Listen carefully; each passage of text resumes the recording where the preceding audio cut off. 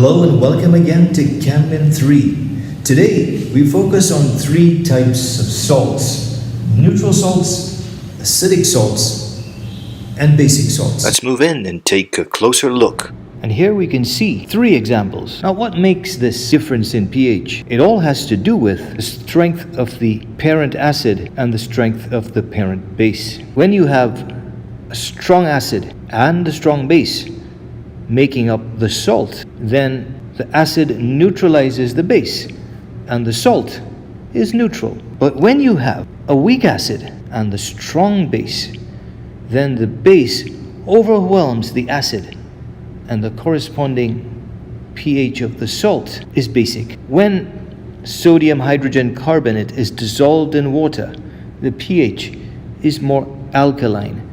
When sodium sulfate is dissolved in water, the pH is neutral.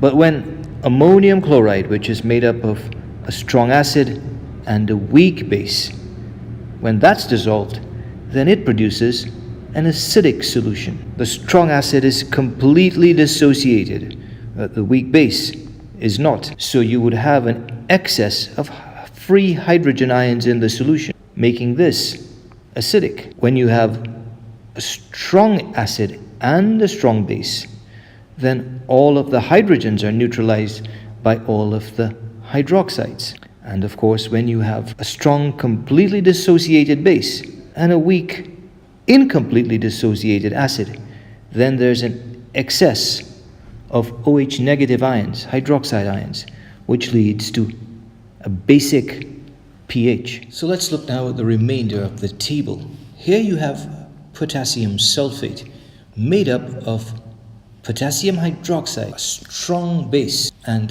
sulfuric acid, a strong acid. This would result in a neutral solution. Next, we have potassium nitrite, made up of nitrous acid, a weak acid, and potassium hydroxide, a strong base. With the base overwhelming the acid, you would then end up with a basic solution.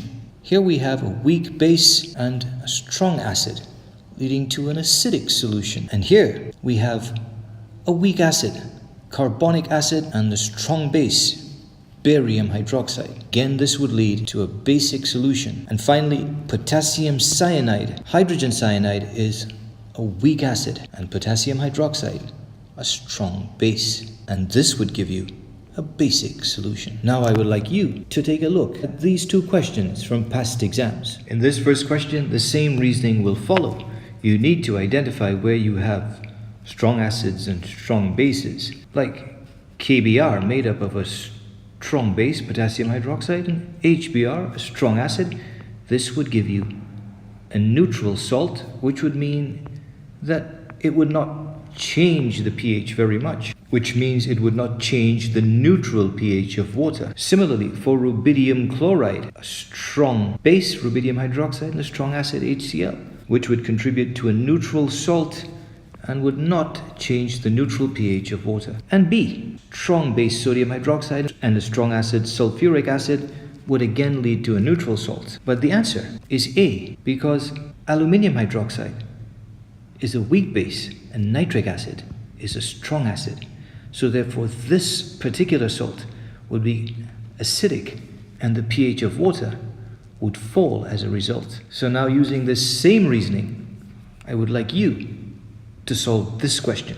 Did you select C as your answer? If you did, then you're correct, because the highest pH means the pH has to be elevated above 7.